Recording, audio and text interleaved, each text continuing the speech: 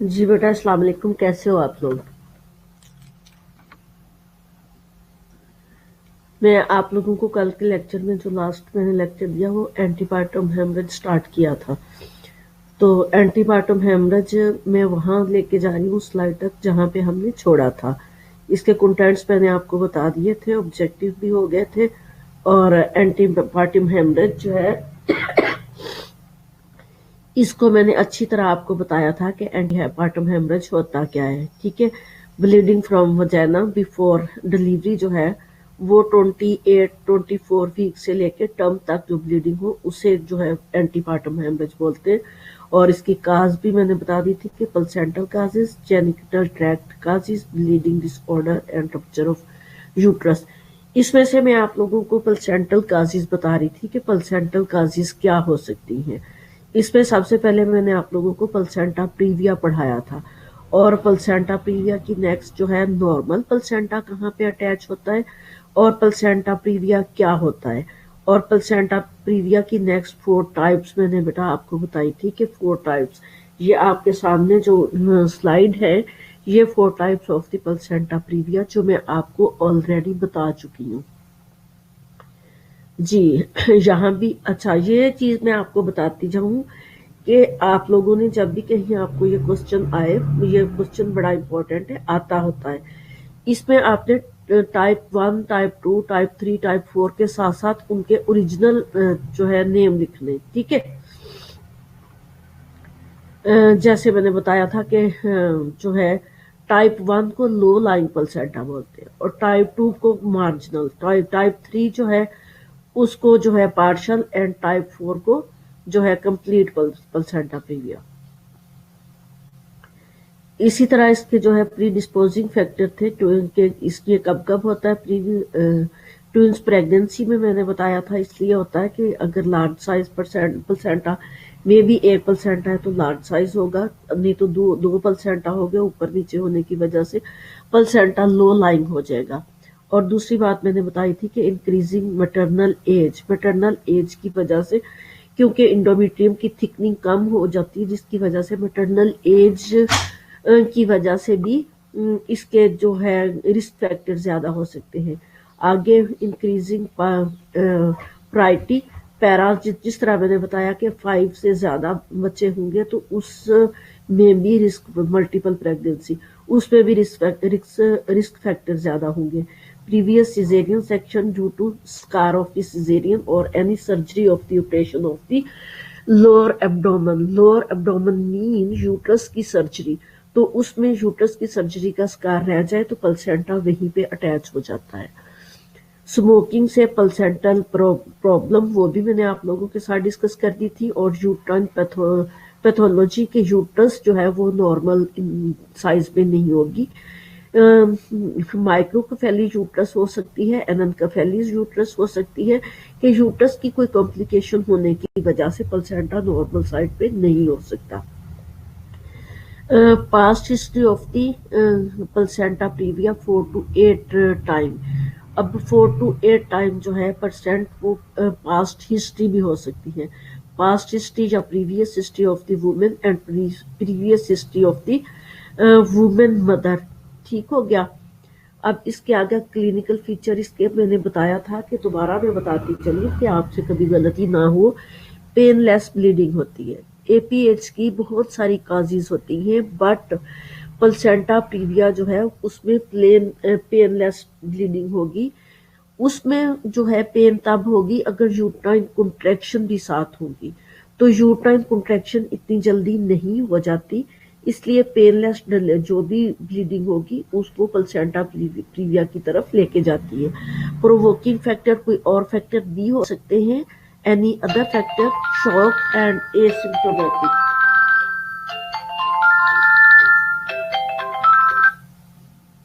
Hello जी जी, अस्सलाम वालेकुम। जी ठीक हूँ, अल्लाह का शुक्र है। स्टूडेंट्स, एक मिनट स्टूडेंट्स, होल्ड करना जरा।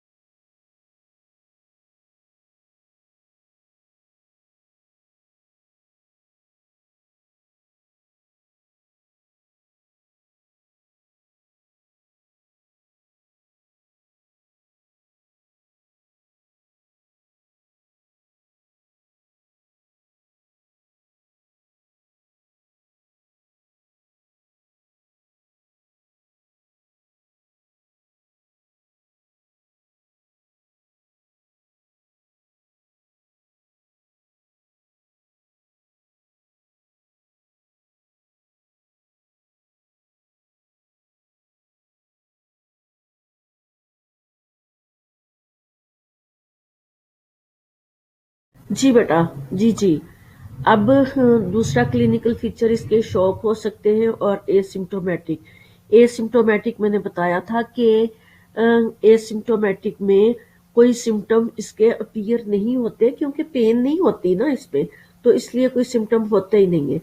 जब ब्लीडिंग होती है तो फिर पता चलता है अल्ट्रासाउंड कराने से कि इसको क्या प्रॉब्लम थी। ठीक हो गया। आगे इसकी डायग्नोज पेनलेस वजाइनल ब्लीडिंग होगी। First bleeding episode is 29 to 30 weeks पे होगा, ठीक है। और ये मैंने बताया था कि क्यों इस पे होगा 29 to 30 वीक्स पे। इस पे फीटस का साइज और प्लेसेंटा दोनों का साइज बढ़ के एक दूसरे के साथ जो है को टच कर रहा होता है और ब्लीडिंग के चांसेस ज्यादा होते हैं। अब ultrasonography benefit in localising the placenta and diagnosis placenta previa. अब इसमें बेस्ट जो डायग्नोस है वो अल्ट्रासोनोग्राफी ही है। उसमें पता चलता है कि फीटस का साइज क्या है, प्लेसेंटा का साइज क्या है, और प्लेसेंटा प्रीविया अगर है तो उसकी कौन सी टाइप है। क्वेश्चन में डबल जो है सेटअप वजाइनल एग्जामिनेशन, इसकी जो है कुछ क्वेश्चंस करनी पड़ती हैं।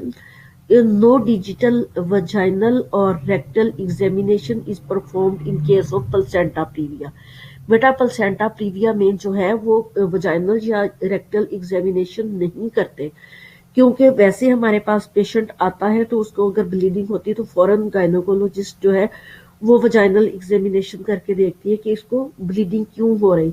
बट अगर प्लेसेंटा प्रीविया है तो उसको अगर पीवी जो है एग्जामिनेशन कर दिया तो ब्लीडिंग अगर नहीं भी होनी तो हम खुद उसको ब्लीडिंग करा देंगे, क्योंकि जैसे ही हमने फिंगर के साथ उसको टच किया तो प्लेसेंटा रप्चर हो जाएगा और ब्लीडिंग हो जाएगी।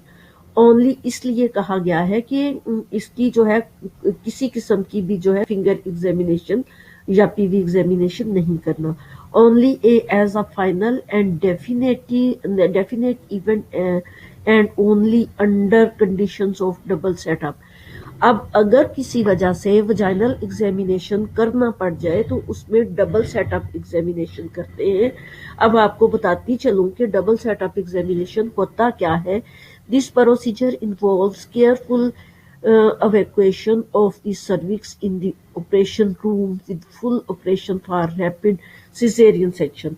तो इसमें जो है अगर वजाइनल एग्जामिनेशन करना पड़ जाए किसी वजह से, तो ये देखना चाहिए कि हमने evacuation of the यूट्रस या सर्विक्स हमें करना पड़ेगी, क्योंकि यहाँ ब्लीडिंग स्टार्ट हो जानी है। और ये चीज हमने ऑपरेशन थिएटर में इसलिए करनी है कि preparation full preparation operation room with full preparation for rapid caesarean section. तो इसमें फौरन हमें अगर ब्लीडिंग हो गई, कंट्रोल ना हुई, तो फौरन से सिजेरियन सेक्शन कर देंगे।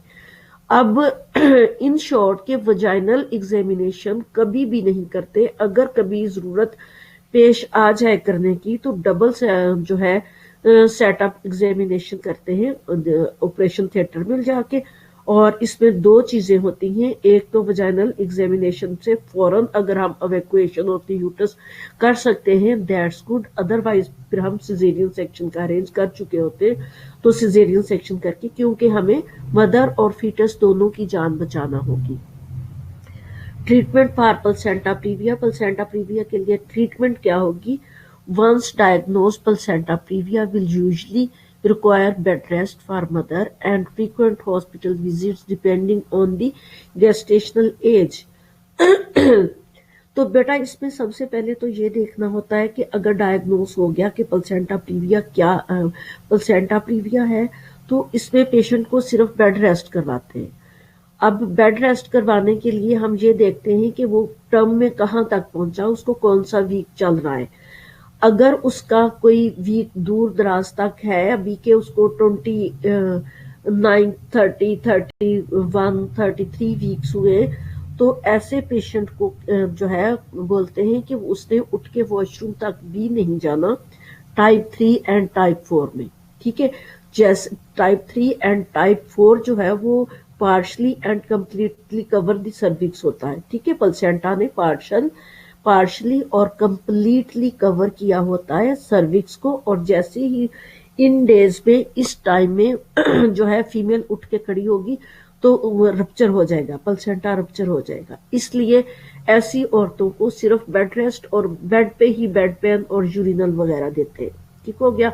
और दूसरी गेस्टेशनल एज चेक कर लेते हैं, अगर खतरा है तो हॉस्पिटलाइज करवा देते हैं। ये सारी चीजें हॉस्पिटल में 1-2 महीना एडमिट रहती है औरत, और उसको ये सारी जो है प्रिकॉशन करवाते हैं कि उसने बेड रेस्ट करना, और इन केस ऑफ इमरजेंसी उसका सिजेरियन कर दिया जाता है। फिर steroid shot may be given to help to mature of the fetal lung. अगर हमें ये नजर आ रहा है कि हमें उसकी डिलीवरी इमरजेंसी डिलीवरी करना पड़ जाएगी या सिजेरियन, तो हम उसकी फीटल की लंग्स मैच्योरिटी के लिए जो है वो स्टीरॉइड्स पहले ही दे देते हैं। If the bleeding cannot be control and immediate caesarean section is done. अब जो है हमें जब लग रहा है कि यूट्राइन कॉन्ट्रैक्शन अगर वो टर्म तक नहीं भी पहुंची, उसको 5th, 6th, 7th month start हो चुका है, तो उसको यूट्राइन कॉन्ट्रैक्शन इतनी ज्यादा हो रही है तो कि उसको दूसरी चीज के ब्लीडिंग हो रही है, जिसमें आप मैनेज नहीं कर पा रहे, तो आपको फौरन सिजेरियन सेक्शन या जो नॉर्मल डिलीवरी करना पड़ेगी। उसमें फिटल लंग्स की मैच्योरी, बच्चे के लंग्स तो मैच्योर हुए ही नहीं, बच्चे के लंग्स तो एंड टर्म तक जाके फिटल सर्कुलेशन आप लोगों को पढ़ाऊंगी, जिसमें आपको पता चल जाएगा कि बच्चे के लंग्स जो है एंड टर्म तक मैच्योर होते हैं, और जैसे ही बच्चा बाहर आके फर्स्ट क्राई करता है तो लंग्स खोलते हैं, अदरवाइज बच्चे के लंग्स जो है वो कोलैप्स होते हैं, बंद होते हैं। ठीक हो गया। तो उन लंग्स की मैच्योरिटी के लिए स्टीरॉइड्स देना होता है। दूसरी चीज अवॉइड इंटरकोर्स से अवॉइड करवाना है, बेड रेस्ट देनी है, लिमिट ट्रैवलिंग नहीं करवानी, अपस्टेयर नहीं करवानी, अवॉइड पेल्विक एग्जामिनेशंस, जो मैंने पहले ही बता दिया कि पेल्विक एग्जामिनेशन नहीं करना। दूसरी चीज जो है बेसिक मैनेजमेंट में initial hospitalisation with haemodynamic stabilisation, इसको जो है इनिशियल हॉस्पिटलाइजेशन कर देना चाहिए, ताकि जितनी ब्लीडिंग हुई है उसके उतनी ब्लीडिंग के अकॉर्डिंगली उसको कोलाइड एंड क्रिस्टलाइड जो है वो दे के इसको हीमोडायनेमिक जो है स्टेबलाइजेशन कर दी जाए। अब उसमें जो है हम according to situation of the women जितनी ब्लीडिंग हुई है उसके अकॉर्डिंगली जो है ड्रिप्स लगाते हैं। ड्रिप्स में हार्टमैन सॉल्यूशन भी लगाते हैं और उसमें जो है नॉर्मल सेलाइन वाटर और रिंगर लैक्टेट, ये haemodynamic according to situation and according to जो है अकॉर्डिंगली जो है वुमेन को जितनी ब्लीडिंग हुई है उसके अकॉर्डिंगली हम इसको सेट करते हैं। फिर इन्फोर्स्ड बेड रेस्ट इन्फोर्स करना कि वो बेड रेस्ट ही करे and restriction of the activity कोई भी नहीं करवानी, उसकी रिस्ट्रिक्शन करवानी। एक्सपेक्टेड मैनेजमेंट क्या होगी? Allow for further fetal growth and maturation, blood transfusion is given as necessary. तो अगर ब्लीडिंग हो रही है हम उसको मैनेज कर रहे हैं, एक तो हम क्रिस्टलाइन एंड कोलाइड को मैनेज कर रहे हैं, दूसरा जब तक ब्लड ट्रांसफ्यूजन नहीं होता तो हम ड्रिप्स फौरन जो है स्टार्ट करवा देते हैं। जैसे ही ब्लड मैनेज हो जाता है तो हम उसको ट्रांसफ्यूजन ऑफ द ब्लड करते हैं ताकि फीटल ग्रोथ नॉर्मली हो सके क्योंकि ब्लड लॉस हो चुका है तो फीटल की ग्रोथ की जो है वो टेंशन होगी।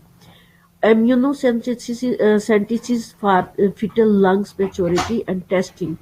अब इम्यूनोसेंटेसिस मैंने आपको बताया था कि फीटल सैक से जो है इम्यूनिटिक फ्लूइड लेके तो टैपिंग के थ्रू, चाहे वो एब्डोमिनल टैपिंग करे चाहे वो वजाना के थ्रू सर्विक्स से जाके लंबी लेंथ वाली नीडल के साथ वो इम्यूनोसेंटेसिस करके तो फीटल लंग मैच्योरिटी वो है देखी जाती है। फिर caesarean birth fetus is thought to be mature, अगर लग रहा है कि बच्चा मैच्योर हो गया है तो इतनी कॉम्प्लिकेशन में पड़ने की जरूरत नहीं, लग रहा है कि बच्चा लाइव रह सकता है बाहर आके तो सिजेरियन कर देना चाहिए। अच्छा, इसमें मेडिकेशन क्या देनी होगी? मेडिकेशन में the goal of treatment in patient with placenta previa should be directed at the haemodynamic stability of the patient. अब ये तो मैंने बात पहले ही बता दी है कि हमने जो है हीमोडायनेमिक स्टेबिलिटी रखनी है पेशेंट की, ये सबसे ज़रूरी चीज़ है ताकि मदर और फीटर दोनों का हमें रिस्क है, दोनों को बचाना इस तरीके से हमने। The primary agent should be intravenous crystalloid और ट्रांसफ्यूजन्स। जो प्राइमरी चीज़ है वो हमने फौरन से ट्रांसफ्यूजन में ही देना है, वो हमने इंट्रावीनस 3 वे कैनुला लगाना होता है। ऐसा पेशेंट जो शॉक की तरफ भी जा रहा है और उस पेशेंट को इतनी ज़्यादा ब्लीडिंग हो रही है जो हमसे मैनेज नहीं हो रही, तो उस पे के क्रिस्टलाइड एंड ट्रांसफ्यूजन एंड कोलाइड को मैनेज करने के लिए हमें 3 वे कैनुला लगाना पड़ेगा। और उस 3 वे कैनुला में एक तो हम हार्ट में सॉल्यूशन लगाएंगे और दूसरी में जो है वो रिंगर लैक्टेट और तीसरी में जो है वो हम जो है नॉर्मल सेलाइन या जो है ब्लड ट्रांसफ्यूजन जो भी हमें अवेलेबल है। जब तक ब्लड नहीं आता तब तक हमें 3 वे कैनुला में 3 चीजें लगा देना होंगी। Number 1 normal saline, number 2 Hartmann solution और नंबर 3 जो है नॉर्मल सेलाइन। ठीक है, ये 3 चीजें जो है लगा के ब्लड का वेट करना हमने। जैसे ही ब्लड आता तो एक कैनुला में हमने ब्लड लगा देना। रिंगर लैक्टेट, नॉर्मल सेलाइन और हार्टमैन सॉल्यूशन में से एक को हमने हटा के ब्लड लगा देना जैसे ही ब्लड आ जाएगा। दूसरी जो है कॉर्टिकोस्टेरॉइड्स हमने देनी है। Corticosteroids may be administered after consultation with the obstetrician. अब ऑब्स्टेट्रिशियन की कंसल्टेंट जो है, ऑब्स्टेट्रिशियन तो साथ साथ होगा, उसके साथ साथ सर्जन भी होगा। अगर ऑब्स्टेट्रिशियन ही सर्जन है तो वो खुद से मैनेज करेगी कि जो है कॉर्टिकोस्टेरॉइड्स कैसे लगानी और कितनी डोज में लगानी। If vaginal bleeding is mild and intermittent, if the patient is not in labor, if gestational age is less than 37 weeks, तो हम इसको बगैर जो है कॉर्टिकोस्टेरॉइड्स के भी मैनेज कर सकते हैं। और हमें तो डिलीवरी तब करनी है या तो बहुत इमरजेंसी है और 37 वीक्स से कम है, या फिर 37 वीक्स हो चुके हैं। इन इस वक्त हम कॉर्टिकोस्टेरॉइड्स लगाएंगे। ठीक हो गया। नेक्स्ट है हमारा कि टोकोलाइटिक मेडिकेशन।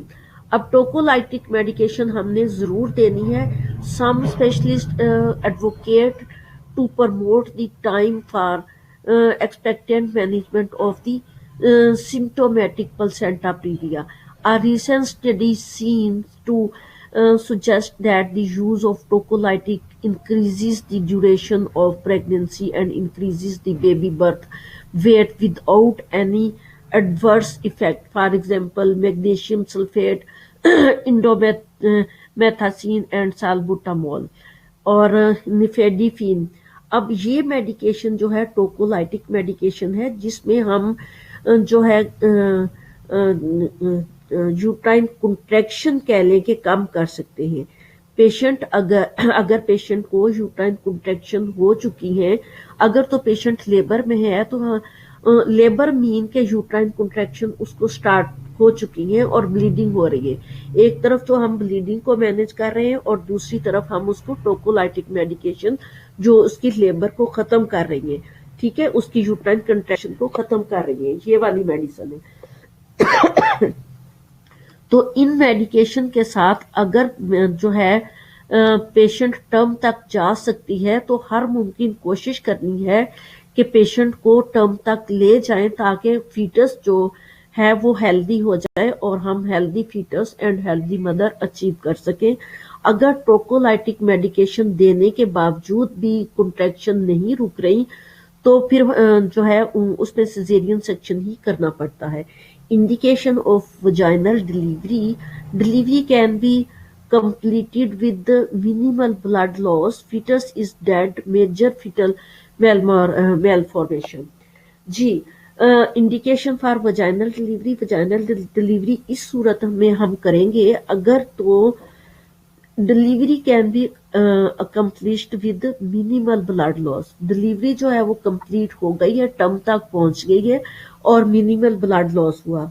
दूसरा, फीटस जो है वो डेड हो चुका है। अब फीटस डेड हो चुका है तो हमें ये टेंशन नहीं है कि अंदर फीटस को बचाना है, तो हमें हमारी कोशिश होगी कि हम नॉर्मल डिलीवरी कर दें ताकि पेशेंट जो है हमारी, वुमेन जो है हमारी, वो सिजेरियन से बच सके। मेजर फीटल मेलफॉर्मेशन, अगर फीटस को मेजर मेल फॉर्मेशन है, दुनिया में आके वो सरवाइव नहीं कर सकता, या जो है एनल कफेली है, या जो है उसकी एलिमेंट्री कैनाल नहीं है, या कोई ऐसा बॉडी पार्ट नहीं है कि उसका सरवाइव करना पॉसिबल नहीं है, तो हम उसकी नॉर्मल डिलीवरी कर सकते हैं। आगे है कंप्लीशन मैटरनल रिस्क जो है, इसमें कॉम्प्लिकेशन ऑफ मैटरनल रिस्क, इसमें कॉम्प्लिकेशन क्या होगी, प्लेसेंटा प्रीविया अक्रीटा हो सकता है। इसमें कॉम्प्लिकेशन जो है वो अक्रीटा हो सकता है, ठीक है। प्रीविया के बाद एक अक्रीटा में बताती हूँ कि अक्रीटा क्या होता है। पोस्टपार्टम हेमरेज हो सकता है and increasing maternal mortality and prenatal mortality rate हो सकता है।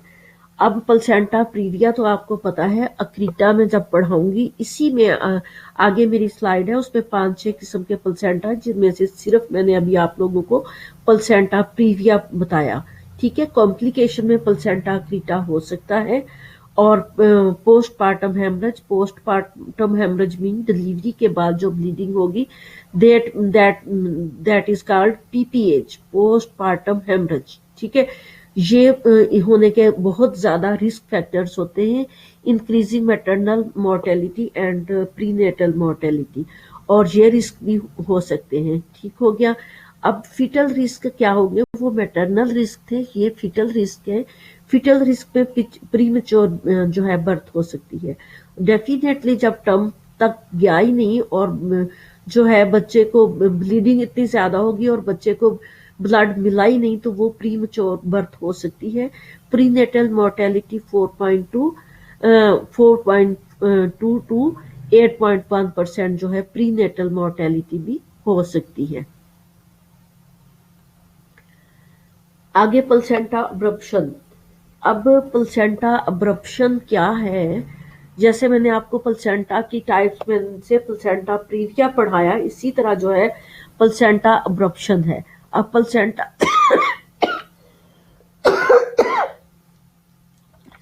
प्लसेंटा अब्रप्शन, आप जो है यूट्रस के अंदर बेटा देख रहे हो कि प्लसेंटा जो है लगा हुआ है फंडस के साथ, ये नॉर्मल अटैच था। बट आप प्लसेंटल प्लेट को देखें, ये थोड़ी सी उतरी है एक साइड से। जो प्लसेंटा की अटैचमेंट है वो डी अटैच हो चुका है एक साइड से, ठीक है। D attachment before time of the placenta is called placenta abruption. बेटा मेरी स्लाइड में आपको जो है प्लसेंटा अब्रप्शन की समझ आ गई है कि एक साइड से बिल्कुल प्लसेंटा अटैच है और दूसरी साइड से ब्लीडिंग आपको नजर आ रही है, वो इंडोमेट्रियम से अलहदा हो चुका है। तो जो इंडोमेट्रियम से बिफोर टाइम, बिफोर डिलीवरी अलहदा हो जाएगा, that is called placenta abruption. ठीक है, प्लसेंटा अब्रप्शन क्या है? Placenta abruption is the separation, premature separation of the placenta is called placenta abruption. ठीक है, प्लसेंटा अब्रप्शन क्या है? Premature separation of the placenta is called placental abruption. The organ of the nourishes the fetus. ठीक है, क्योंकि ये foetus को नर्शिस कर रहे थे और उसकी अब्रप्शन हो गई from the attachment to the fetus wall from the baby is delivered. ठीक है, premature separation is placenta is called placental abruption. आपको यहाँ तक तो समझ आ गई कि प्लसेंटल अब्रप्शन होता क्या है। Premature separation of the placenta is called placental abruption, और ये फीटस के लिए बहुत खतरा है। यहाँ मैं आपको दिखाती चलूं कि अटैच्ड प्लसेंटा, प्लसेंटा और डी अटैच्ड प्लसेंटा। मेरी स्लाइड में आपको एक तरफ अटैच्ड प्लसेंटा, नॉर्मल प्लसेंटा नजर आ रहा है और दूसरी तरफ डी अटैच्ड प्लसेंटा नजर आ रहा है। ठीक है, अब जो है डी अटैच्ड प्लसेंटा मैं आपको बताती चलूं कि जब प्लसेंटा, मेरी स्लाइड में आपको एक तरफ प्लसेंटा नॉर्मली नजर आ रहा है कि वो पूरा अटैच है। अब डी अटैच प्लसेंटा जो है, प्रीमैच्योर सेपरेशन प्लसेंटा की आपको दूसरी स्लाइड में नजर आ रही है। ठीक है, अब इसकी भी 3 टाइप्स होती है। अब इसमें अगर तो देखना ये है, इसमें बहुत पेशेंट को पेन होती है, पेनफुल ब्लीडिंग। जो प्लसेंटा प्रीविया था वो पेनलेस ब्लीडिंग के साथ था, बट प्लसेंटा अब्रप्शन जो है इसका टिपिकल साइंस है, क्योंकि प्लसेंटा अब्रप्शन हो चुका है, डी अटैच हो रहा है, इसलिए पेन होगी। अब इसकी डी अटैच के लिए एक तरफ तो 2 प्लसेंटा ऊपर और नीचे डी अटैच है, 2 प्लसेंटा ऊपर और नीचे अटैच है, नॉर्मल साइड और डी अटैच। अब डी अटैच्ड वाली साइड बेटा देखो, जो ऊपर वाला प्लसेंटा है डी अटैच्ड हुआ, वो दरमियान से डी अटैच्ड हुआ और डी अटैच होते होते वो सर्विक्स तक उसकी ब्लीडिंग चली गई है, वो सारा जो है उसकी अटैचमेंट खत्म हो गई है। तो दैट मीन यहाँ पे बेबी को सरवाइव करना और यहाँ पे टर्म तक ले जाना पॉसिबल नहीं है। ठीक है, और दूसरी तरफ जो है प्लसेंटा, वो उसका कॉर्नर देखो कि कॉर्नर अटैच है, एक कॉर्नर तो बिल्कुल अटैच है ना, दूसरा जिधर से डी अटैच हुआ और नीचे से वो अटैच ही है, उसकी ब्लीडिंग बाहर नहीं आ रही। ठीक है, उसकी ब्लीडिंग बाहर नहीं आ रही और अंदर अंदर ही ब्लीडिंग हो रही है। आपको नजर आ रही है कि ब्लीडिंग होके काफी ब्लीडिंग जमा हो चुकी है।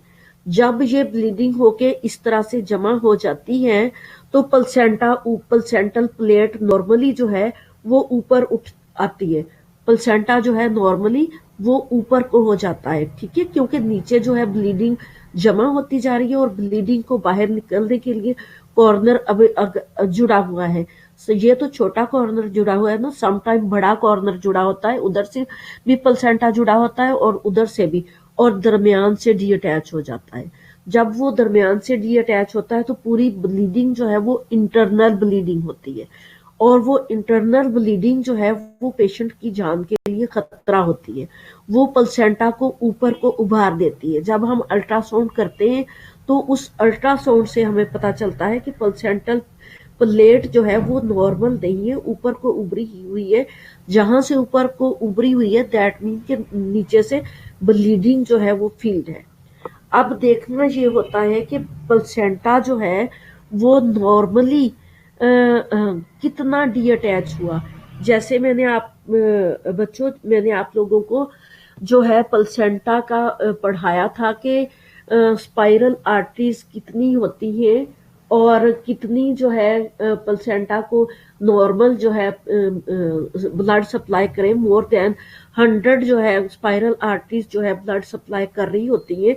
और यहाँ से हमने देखना कि कितनी स्पाइरल आर्टरी जो है वो डी अटैच हो चुकी हैं। ठीक है, अब अगर तो 2 4 8 हैं तो इट मीन्स के बच्चा सरवाइव कर जाएगा और हमने उसकी ब्लीडिंग को जो है वो रोक दिया है। ठीक है, तो हम जो है मेडिकेशन दे के ब्लीडिंग पॉइंट को रोक दिया है और ब्लीडिंग रुक गई है और इसमें जो है बच्चा सरवाइव कर सकता है। अगर जो है स्पाइरल आर्टरीज इतनी इन्वॉल्व हो चुकी हैं कि वो प्लेसेंटा जो है उसको हाफ से ज्यादा या जो है 1/3 से ज्यादा जो है स्पाइरल आर्टरीज जो है ब्लड सप्लाई नहीं कर सकती, डी अटैच हो गया है, तो इसका मतलब है कि हम बच्चे को सरवाइव नहीं कर सकते। जब हमने डायग्नोज करना है तो हमने डायग्नोज करते वक्त ये देखना है कि स्पाइरल आर्टरी कितनी इन्वॉल्व हो चुकी है, आया जितनी डी अटैच हो चुकी है यहाँ हम रोक देंगे तो बच्चा सरवाइव कर सकता है, क्योंकि उन्होंने दोबारा ब्लड नहीं, यहाँ तो ब्लड क्लॉट बन जाने। जब हमने ब्लीडिंग को रोकना है ना तो यहाँ से स्पाइरल आर्टरी जो है वो ब्लॉक हो जानी है, क्योंकि यहाँ पे जो है ब्लड क्लॉट हो के ब्लीडिंग रुकेगी ना, ब्लड क्लॉटिंग हो गई है। तो नेक्स्ट जो हेल्दी प्लेसेंटा है वो कितने परसेंट हमारे पास जो है हेल्दी है, आया वो बच्चे को सरवाइव करने के लिए नॉर्मल है कि नहीं। फिर हमने डिसाइड करना है कि हमने बच्चे सिजेरियन करना है, डिलीवरी करना है या नहीं करना। ठीक हो गया। अब दूसरी चीज जो है एक्सटर्नल अब्रप्शन, ये जो कॉर्नर से ब्लीडिंग जो है एक साइड से एक्सटर्नल साइड से जो है वो जो है प्लेसेंटा डी अटैच हुआ तो इसको हम एक्सटर्नल अब्रप्शन कहेंगे। Relatively concealed abruption, relatively concealed जिसको हम जो है कैंसल कर सकेंगे। प्लेसेंटा जो है वो उसकी ब्लीडिंग, प्लेसेंटा भी इतना हमारे पास अटैच्ड है या हेल्दी है कि हम उसकी ब्लीडिंग को कैंसल करके उसको टर्म तक पहुंचा सकते हैं। दूसरी है कंसील्ड अब्रप्शन, कंसील्ड कैंसल कर दिया और जो है रिलेटिवली कंसील्ड कर भी सकते हैं उसको कैंसल और नहीं भी कर सकते। ठीक है, कंसील्ड अब्रप्शन में हम उसको कैंसल कर सकते हैं। ठीक हो गया। अब सम टाइम ये प्लेसेंटा जो है रिवील्ड, कंसील्ड, एक्सटर्नल जो भी है, ठीक है, उसमें जब हमने डायग्नोज करना है हमने सम टाइम हम ये देखते हैं कि पेशेंट हमारे पास आई और पेशेंट को शिद्दत से जो है पेन है, एब्डोमिनल पेन, ठीक है, और शिद्दत से पेन उसको उसी वक्त होगी जब प्लेसेंटा अब्रप्शन होगा, लेकिन ब्लीड नहीं हुआ। प्लेसेंटा अब्रप्शन हुआ, उसकी 2 4 जो है स्पाइरल आर्टरी से वो थोड़ा सा दरमियान से अब्रप्शन हुआ और खुद ही वहां क्लॉट हो गया। ठीक है, और मजीद ब्लीडिंग नहीं हुई, पेशेंट को जो है पेन भी ठीक हो गई। ऐसा प्लेसेंटास जो है उसमें अगर हम अल्ट्रासाउंड भी कर लें तो पता नहीं चलता कि प्लेसेंटा अब्रप्शन दरमियान में हुआ और खुद ही कैंसल होगी उसकी ब्लीडिंग और क्लॉटिंग फैक्टर हो गए।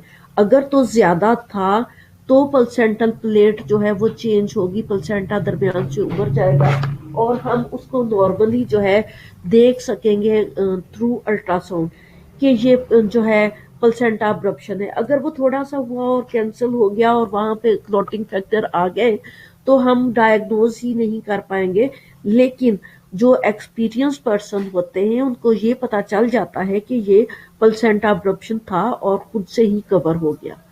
ठीक है बेटा, प्लेसेंटा अब्रप्शन हो गया। अब इसकी काजिज मैं आपको बताने जा रही हूँ। Causes, incidence and risk factors क्या होंगे इसमें। जो है the exact cause of placental abruption may be hard to determine. Exact cause हम किसी की भी डिटरमाइन नहीं कर सकते। तो दूसरी बात जो है direct cause are rare but include. अब डायरेक्ट जो है उसको हम इंक्लूड कर सकते हैं जिसमें injury to the belly area, जब टर्म तक जा चुकी होती है या टर्म से पहले ही, तो बेली एरिया में जो है इंजरी हो सके, उसको जो है बीटिंग किया जाए, मारा पीटा जाए उस औरत को, या वो फॉल कर जाए, या हिटिंग किया जाए, ठीक है, टू दी एब्डोमेन को। और ऑटोमोबाइल एक्सीडेंट या फिर ऑटोमोबाइल एक्सीडेंट, इसलिए कहते हैं ना कि जब औरत प्रेग्नेंट हो जाए तो वो 5th मंथ से जो है उसको उसका पहले ट्राइमेस्टर में, फर्स्ट ट्राइमेस्टर जो होता है उसमें अगर ब्लीड कर जाए तो पहले ट्राइमेस्टर में भी उसको रोका जाता है कि उसने जो है लॉन्ग जर्नी नहीं करनी, जंप जर्नी नहीं करनी, ठीक है। उस जंप जर्नी या लॉन्ग जर्नी से जो ब्लीडिंग होगी तो वो अबॉर्शन की तरफ चली जाएगी। उसके बाद 24 वीक्स या 28 वीक्स के बाद जब वो जंप जर्नी या बाइक जर्नी या फिर किसी टाइप की भी लॉन्ग जर्नी करेगी तो उसमें जो उसका एक्सीडेंट या हिटिंग ऑफ द बेली होगा तो उसमें जो है प्लेसेंटा अब्रप्शन के चांसेस बहुत ज्यादा होते हैं।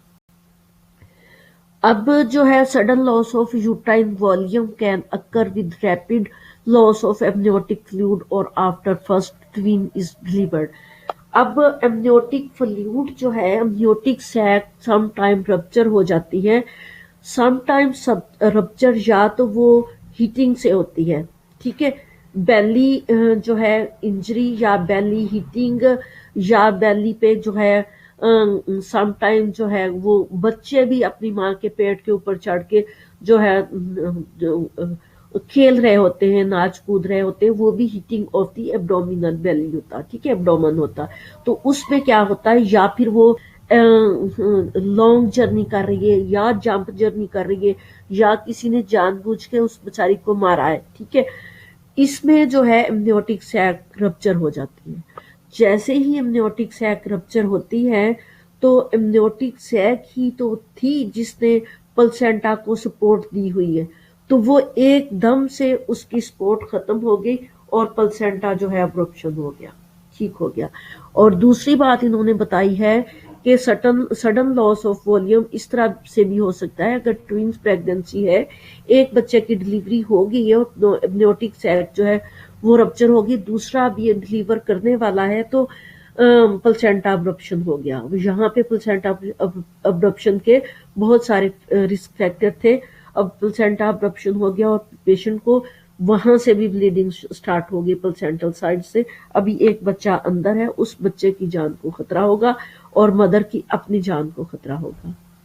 नेक्स्ट जो है रिस्क फैक्टर में वो blood clotting disorders, blood clotting disorders में थ्रोम्बोफिलिया हो जाए तो भी ये हो सकता है, ठीक है। और दूसरा सिगरेट स्मोकिंग की वजह से हो सकता है, कॉनीन यूज करने से भी हो सकता है, डायबिटीज मेलिटस है पेशेंट को तब भी हो सकता है, drinking more than 14 alcoholic drinks per week during pregnancy, अगर वो अल्कोहलिक ड्रिंक्स ले रही है मोर देन 14 अल्कोहलिक तो वो इसमें भी रिस्क फैक्टर्स होते हैं। अब ये जितने भी रिस्क फैक्टर्स हैं इनमें से ज्यादातर रिस्क फैक्टर जो है वो हीटिंग ऑफ द एब्डोमेन और एमनियोटिक सैक जो है उसका रप्चर हो जाना जो है वो प्लेसेंटा अब्रप्शन करवा देता है। High blood pressure during pregnancy, about half of the placenta abruption that lead to the baby death are linked to high blood pressure।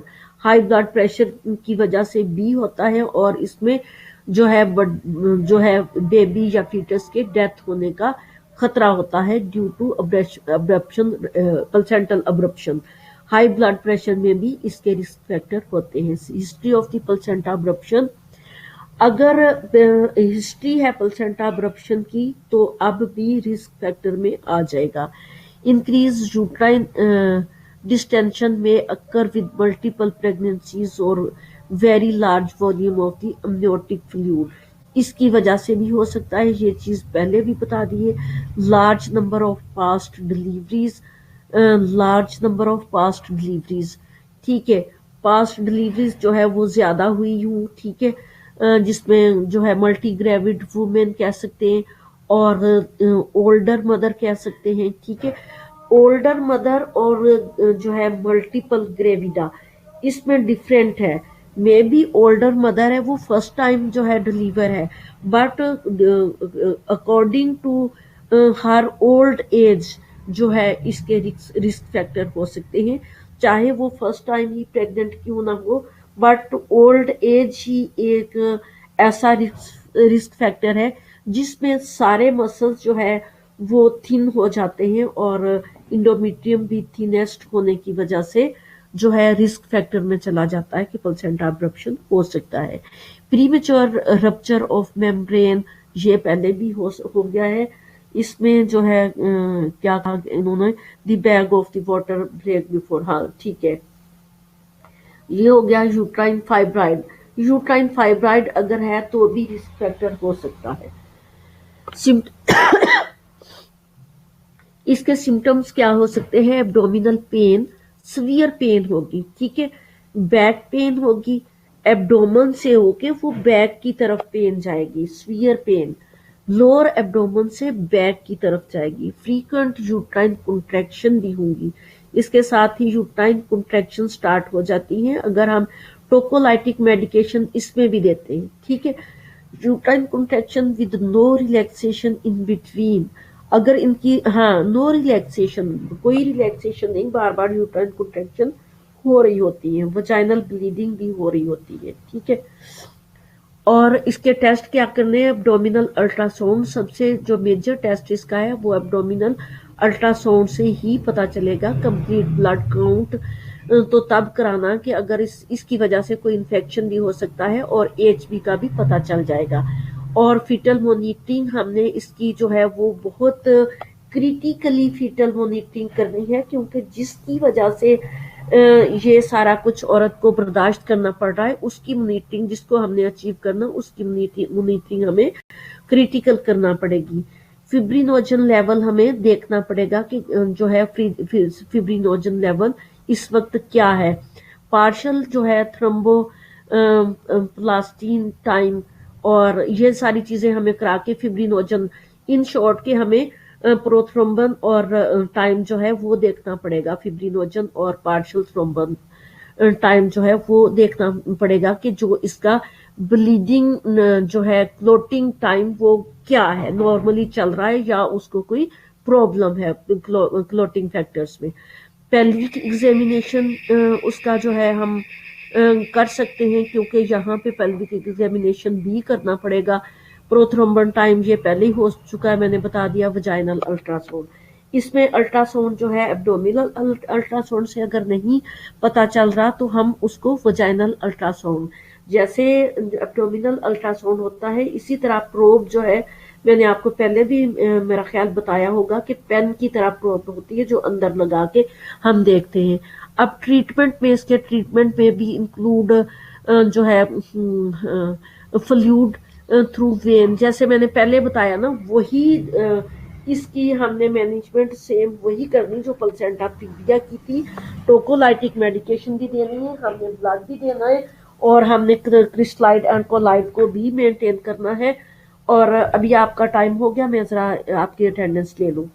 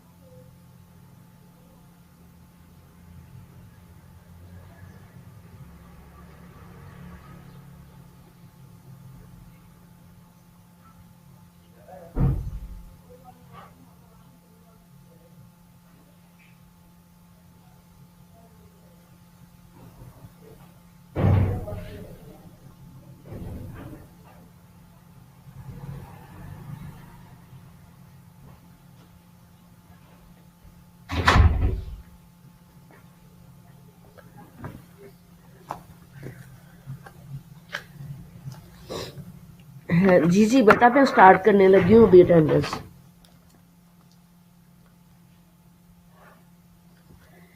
जी, आप लोगों को पता है कि कॉलेज लॉकडाउन हो गया और मैं घर से बैठी आप लोगों को लेक्चर दे रही हूँ। कोविड-19 पॉजिटिव आया कुछ लोगों का, जिसकी वजह से टीचर्स को भी लॉकडाउन कर दिया। हम सारे अपने घर में लॉकडाउन है 10 डेज के लिए, और घर से आपको लेक्चर दे रहे हैं।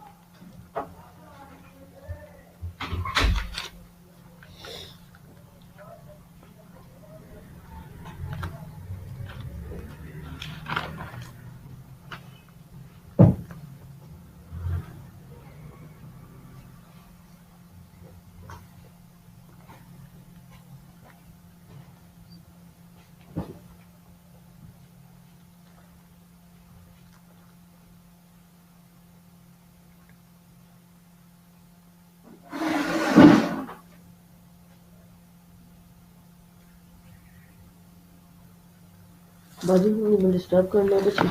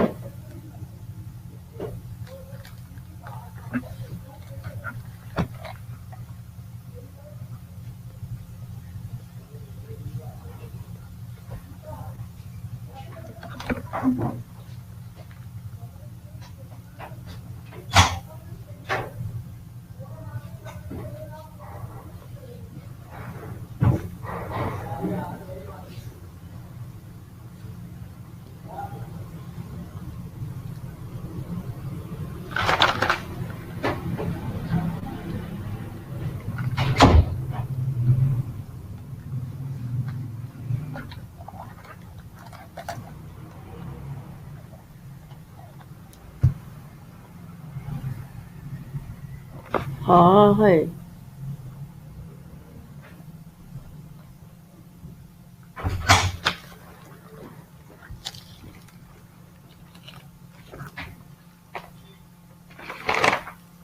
यार मैं तो बड़ी तंग हुई।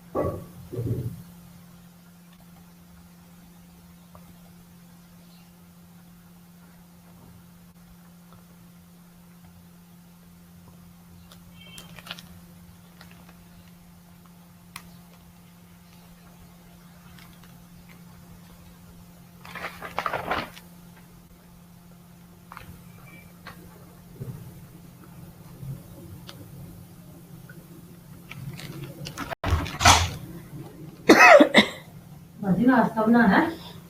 हाँ जी भाजी, मैं आ रही हूँ बस।